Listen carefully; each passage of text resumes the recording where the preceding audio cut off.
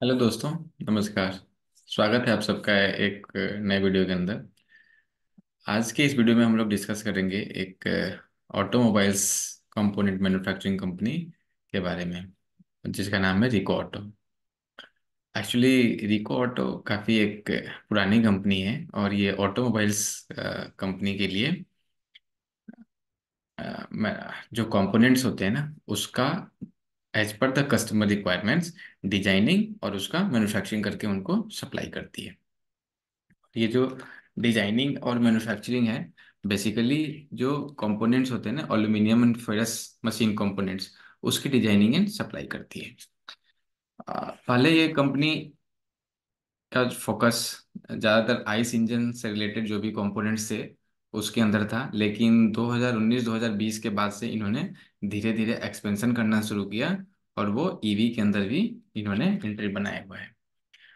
अब देखिए इस कंपनी के अंदर हो क्या रहा है कि अगर हम इसके प्राइस एक्शन के मोमेंट को देखें तो हमें लगेगा कि काफ़ी स्ट्रॉन्ग एक ब्रेकआउट आया है। तो आइए डिस्कस करते हैं। पहले कंपनी का कुछ फंडामेंटल देखते हैं और वो फंडामेंटल हम देखेंगे कंपनी के एनुअल रिपोर्ट के बेसिस पे, जो कि लास्ट ईयर का है, और उसके अंदर कंपनी ने क्या कमिटमेंट किया है, ईवी के बारे में क्या बोला है, उसको समझते हैं और वो इनके रेवेन्यू के अंदर किस तरीके से वैल्यू ऐड कर सकती है। तो आइए डिस्कस करते हैं।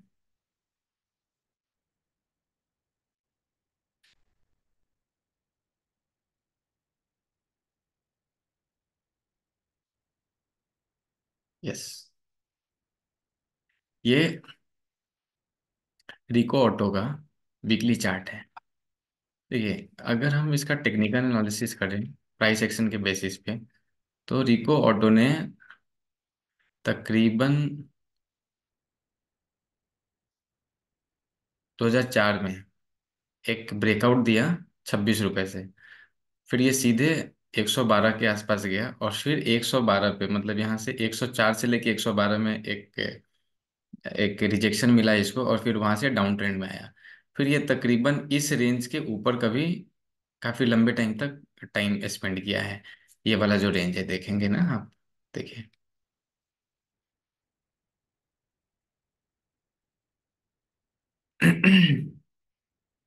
इस रेंज से बाहर ये निकला नहीं था काफी टाइम तक, इसी रेंज के अंदर 2014 तक इसने टाइम स्पेंड किया। फिर जब इस रेंज से बाहर निकला तो यहाँ से फिर से ये अपमूव देना शुरू किया और फिर जाके इस जोन में 106 का जोन है, यहाँ पे इसने तकरीबन 6-7 बार कोशिश किया इसको ब्रेक करके ऊपर जाने का, बट ये जा नहीं पाया। और ये था आपका 2018। फिर 2018 के बाद से 2020 तक लगातार, मतलब कोविड के पीरियड तक ये लगातार ये डाउन ट्रेंड में रहा। फिर यहाँ से एक सपोर्ट लेके, जो कि इसका ये वाला जो ब्रेकआउट था, फिर ये ब्रेकआउट ये सपोर्ट बन गया। फिर यहाँ से सपोर्ट लेके ये ऊपर की तरफ गया, ऊपर की तरफ गया, यहाँ पे फिर से इसको एक रेजिस्टेंस मिला है इस लेवल पे। अब इस लेवल से रेजिस्टेंस लेके यहाँ पे वापस से फिर इस 27 के आसपास आया, 27 रुपए के आसपास आया। फिर यहाँ से इसने अपमूव देना शुरू किया, एक डब्ल्यू पैटर्न भी बनाया। फिर ये ब्रेकआउट दिया, ब्रेकआउट देके अब फिर से ये 2024 में 104 के लेवल को भी ब्रेक किया और काफी अच्छे से, मतलब एक अच्छे वॉल्यूम के साथ और एक अच्छे प्राइस एक्शन के साथ इसने अपने इस जोन को 114 वाले जोन को ब्रेक किया, यानी कि ये वाला जोन 114 से 105, जो कि इसने एक बार 2005 में ब्रेक किया मगर सस्टेन नहीं कर पाया। फिर 2017 में और 18 में भी ये ट्राई तो किया यहाँ ब्रेक करने का। 2017 में ब्रेक सितंबर में ट्राई कर रहा था, बट ब्रेक नहीं हुआ। 2018 जनवरी के अंदर ट्राई किया बट ब्रेक नहीं हुआ। फिर जुलाई 2023 में भी ब्रेक करने ब्रेक करना चाहा बट ये टेक्निकली ब्रेक नहीं कर पाया, लेकिन फाइनली यहाँ पे इसको ब्रेकआउट मिल चुका है। तो अगर आप देखेंगे तो 2005 से ये 2024, तो तकरीबन 19 साल, 19-20 साल का ये लॉन्ग टाइम हॉरिजॉन का एक ब्रेकआउट आया है इसके अंदर। तो जब भी एक लॉन्ग पीरियड का अगर ब्रेकआउट आता है ना, तो वो ब्रेकआउट सस्टेन भी करता है और उसके अंदर काफी अच्छा एक अपमूव देखने को भी मिलता है। तो अब ये कंपनी आज मेरा उठाने का पर्पज यही था कि ये मैं इस कंपनी को मैं काफ़ी टाइम से ट्रैक कर रहा था, और ये कंपनी भी काफ़ी अच्छी है। इसका रिजल्ट भी अगर आप देखेंगे तो काफ़ी आपको सपोर्टिव मिलेगा। जो प्राइस एक्शन है वो उसके रिजल्ट को, क्वार्टरली या एनुअल रिजल्ट को काफ़ी अच्छे से सिंक्रोनाइज कर रहा है। तो यानी करने का मतलब ये है कि आप भी इस तरीके से स्टडी कर सकते हैं कि आपको कहाँ पे इन्वेस्टमेंट करना चाहिए, या फिर कौन सा सेक्टर, कौन सी कंपनी अच्छी है, और जो आने वाले टाइम में एक सर्टेन रिस्क के साथ उसका एक अच्छा रिवार्ड दे सकती है। तो ये तो हो गया टेक्निकल एनालिसिस की। यहाँ पे ये हो सकता है कि फिर से ये रीटेस्ट करे 105 106 के लेवल को, 100 के आसपास मैक्सिमम आए, और फिर वहां से दोबारा फिर से ये अपने रैली को रिज्यूम करे। ये स्टॉक तकरीबन मान के चलिए कि ज़्यादा वीक हो जाएगा अगर 78 के लेवल को ब्रेक करता है तो। हालांकि ये 100 के नीचे आते ही फिर से ये वीक हो जाएगा, लेकिन यहाँ से कई बार फिर से इसने रैली को रिज्यूम किया है। तो अल्टीमेटली आप ये मान के चल सकते हो कि 87 एक इसका अल्टीमेट नीचे का लेवल है, कि इसके बाद ये फिर से ये डाउन ट्रेंड में आ जाएगा। लेकिन जब तक ये इस लेवल को होल्ड करेगा ये अप ट्रेंड में ही रहेगा। अब आइए देखते हैं कंपनी के वेबसाइट के ऊपर। अब इस कंपनी के वेबसाइट को देखेंगे तो इनका ये पूरा प्रोडक्ट्स लिखा हुआ है कि किस किस प्रोडक्ट के अंदर ये डील करते हैं। तो ये सारे प्रोडक्ट हैं: oil pump assembly, fuel system parts, tube oil filter hands. तो ये सारे कंपोनेंट्स हैं जो ये एज पर द अपने क्लाइंट्स के अकॉर्डिंग ये बनाते हैं, और उनको डिजाइन करते हैं, और उनको डिलीवर करते हैं। तो ये तो हो गई टेक्निकल्स एंड सम इंसाइट्स कि बनाता क्या है कंपनी। और कंपनी के अगर आप कस्टमर की बात करें तो टू व्हीलर के अंदर हीरो मोटोकॉर्प, जो हीरो है, होंडा, बजाज। पैसेंजर्स कार्स के अंदर देखिए मारुति, जो कि अपने आप में एक लीडर है इंडिया के अंदर, वोल्वो, जगुआर, टाटा, जो कि हो सकता है कि आने वाले टाइम में मारुति को एक अच्छा कंपटीशन दे सकता है टाटा।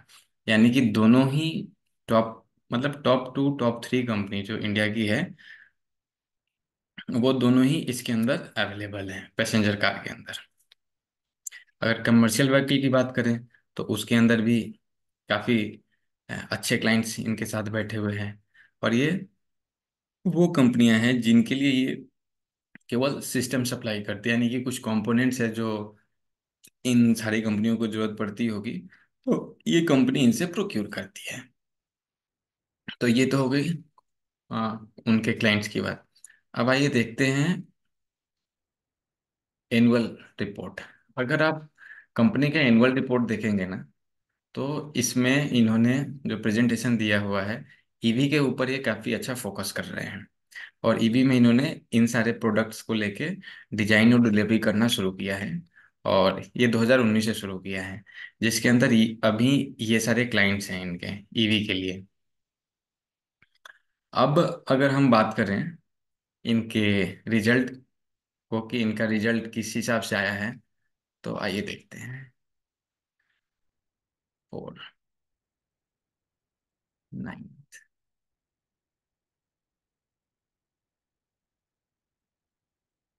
तो इनका टोटल रेवेन्यू जो 2018-19 का था, 1224 करोड़। 2019-20 में भी बहुत कुछ खास ग्रोथ नहीं दिखा, लेकिन आप 2021-22 और 2022-23 को देखेंगे तो ठीक ठाक सा ग्रोथ है इनके टॉप लाइन के अंदर।